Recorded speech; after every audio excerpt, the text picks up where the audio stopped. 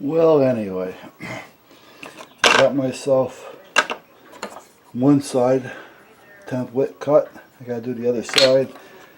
I'm working on that. So one thing at a time. But it's getting late, so I'm gonna take a break. Call it a night, actually. However, I don't know if I mentioned it to you guys.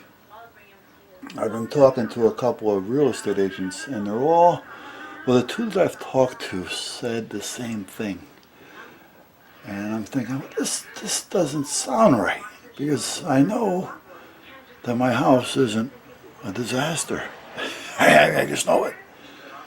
You know, I mean, it's got new cabinets, new kitchen, new stainless steel appliances, new double sinks, garbage disposals, granite countertops, bathroom, you know, double sink, new tubs, showers, cabinets, toilets, tile floor. You know, we just repainted the living room and the kitchen and the bedroom. They're all what I would call earth tone or neutral colors. The only thing we didn't do were the hardwood floors, and there's hardwood floors throughout the house except for the bathroom and the kitchen. They're not sanded or shined up or buffed or anything, only because I didn't want to get them all shiny and everything and have the dogs slipping and sliding on them and breaking their legs. So, and I didn't want to put a carpet over them and ruin them, so we just threw like a little, you know, 9 by 10, 9 by 12 throw rugs in the middle of the floors so that the boys have something to lay on, and, you know, we're not destroying the hardwood floors. So, you know, $1,000, I don't know what it's going for now. I know there's a friend in the families or somebody that married into one of the family members, or I don't know where it is, but he does hardwood floors. And 4 years ago he told me it cost me about $1,200 if I wanted to do my floors. So, okay, you know, if it goes up or somebody didn't have a connection, it may go up a little bit, but anyway, that's beyond the point. Got a lot of property back here. There's a lot going on. A lot of property, actually, for the town that I'm in, you know, and being near the water. So, Tucker.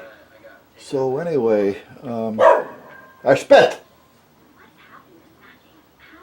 So, make a long story short, I'm wondering why these agents, you know, they come out here and they say, well, you know, you may want to just get a flipper out here, you know, and, you know, he'll pay you some cash money for the house, and, you know, you go on your way and everything's done and this and that, and no aggravation. You know, and why do they keep talking flippers, flippers? You know, come on, the house isn't that way.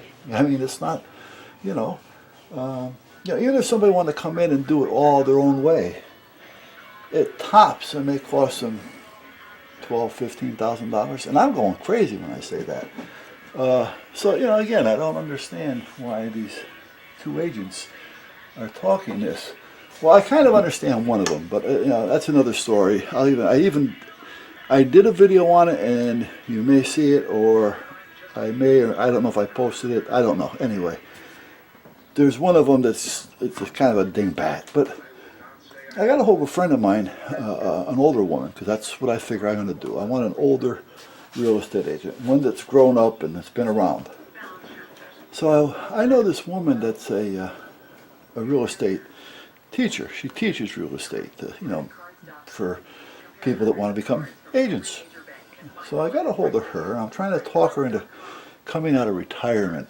But in talking to her, she kind of confirmed what I had mentioned earlier, and what I'm going to say it again just in case I didn't post it. A lot of the agents nowadays are tied in with flippers, because what happens is, hypothetically speaking, let's say this house is worth $329. So if they list it for $319, they get 6% of that. So that's $6,000 on every. So that's $18,000 roughly. Now, they have to advertise it, which goes through their agency, by the way. So there's an agency over here with a bunch of agents working in it. And this agency does all the advertising, pays the phone bills, gives them an office to stay in, yada, yada, yada. And in return, they pay the agency a percentage of what they do. Now, normally it's around 3%. Sometimes it's 2%. Most of the time it's 3%. And that's their VIG. So now they're only going to see half of the 18, which is 9 grand. Well, if a flipper gets a hold of them and tells them, hey, listen, if you get any houses out there that you think that's a good deal, let me know, because I'll pay the house cash so the bank isn't involved, so the closings will go quick, and I will give you your full 6% under the table. So now they're selling my house. They just as soon sell my house for $200,000 and pick up $12,000 quick, boom, than to wait and market it and show it to only get $9,000. You follow where I'm going here? So this is why a lot of the agents, I don't know how they are down south, but a lot of the agents here, that's what they're doing, because the flippers are getting a hold of them and they're offering them a full 6 cash money, almost instantly, and at that point they're saving because they're not getting, otherwise they're making 9%, and they have to wait for how long until they sell the house. They have to show the house, so in other words, they have to work for the money, and at that point, they're getting less money than if the flipper buys it. So that's what's happening out there. And this woman that teaches, it's a teacher of real estate, confirmed that. So I'm trying to talk her. She can still sell houses, all right. I'm trying to talk her to come out of retirement, kind of, and maybe take my house and sell it. And like I say, not that I'm looking for top dollar. I know what I paid for it. All right. I know what I got into it. All right. I know how much I owe on it.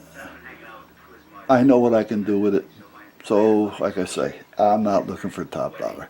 This would be a perfect house because I would actually give a family, an upcoming family, a young couple, somebody first time buyers, I'd give them a good deal on the house. All right, before I give it to a flipper. I'll sell it to them for flipper price. All right, just to spite the real estate agent for one, and not let the flipper get it, because he's going to turn around, put a couple $1,000s into it, sell it for $369, $379 with the other piece of property back there, or better, when I can sell it to somebody that can use it and enjoy it, for $230. You follow me? So I just soon give it to somebody that really wants something, that needs something, that's trying to get started. I'd rather do it that way than to give it to a flipper for profit. But anyway, that's where I'm at. I'm calling it a night. Night.